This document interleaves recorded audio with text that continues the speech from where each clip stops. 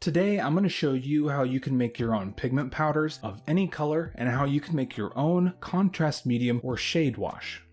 Hey everyone, Gabriel with Gabriel's Hobby Studio here. If you enjoy this content or you find it helpful to you, please leave a like and consider subscribing.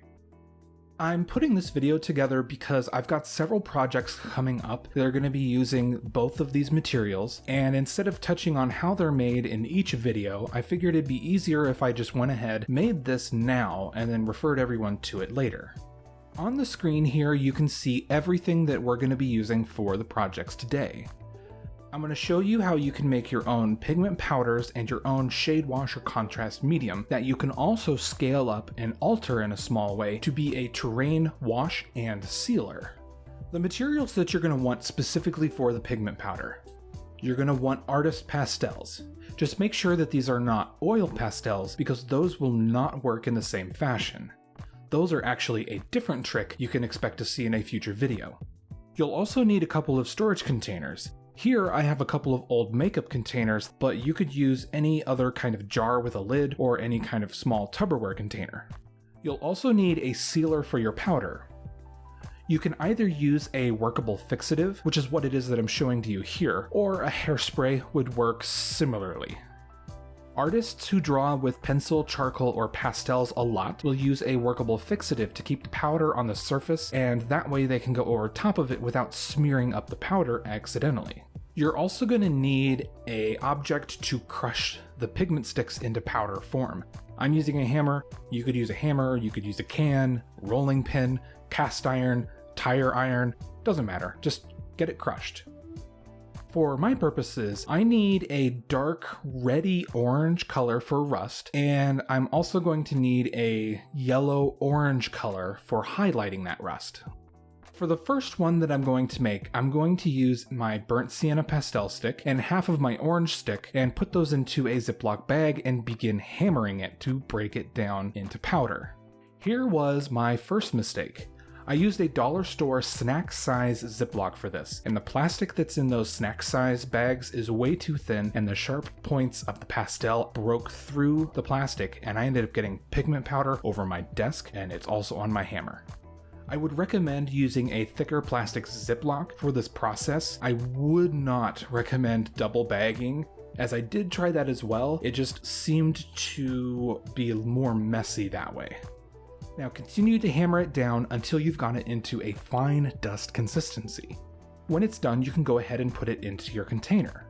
For the yellow-orange pigment that I wanted, I'm adding the rest of that orange and half of my yellow, so that way I can get a higher value rust color to highlight the previous powder that I made.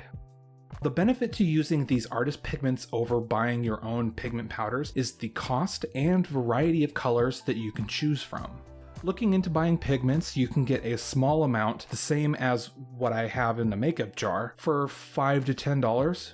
This artist pastel kit is $10, and this affords me all of the colors to choose from, and I can mix and match powders to make my own colors. You're going to want to seal that powder in place, and that's where the hairspray or the workable fixative comes into play. Added benefit if you go to choose a workable fixative is that some of them that you get can be archival quality, meaning that they are non-yellowing and they'll hold up to the test of time. For the shade wash or DIY contrast medium, you're going to need matte medium or a PVA if you're wanting to scale this up and turn it into a terrain wash. You're also going to want some water, some dish soap, and a container to put your medium in. For the shade wash or contrast medium that I'm making, I'm going to use this small dropper bottle that you can get from a number of different hobby stores. And for the terrain wash that I made, I used a large pickle jar.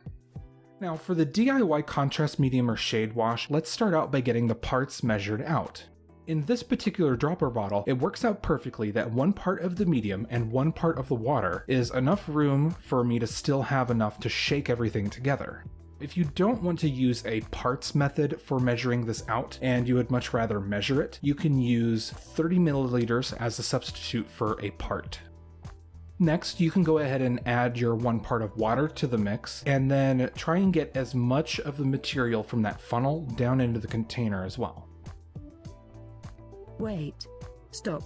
You forgot to mention the soap. Add a drop or two to the bottle.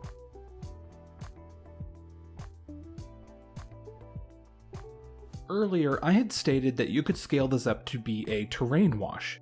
And so I'm just going to break down the terrain wash and give you an example of it compared to the contrast or shade wash that I just showed you to make. On the screen, you'll see an overlay which lists out the different parts for making both the DIY medium and the terrain wash. Here's an example of that terrain wash going down on a textured surface.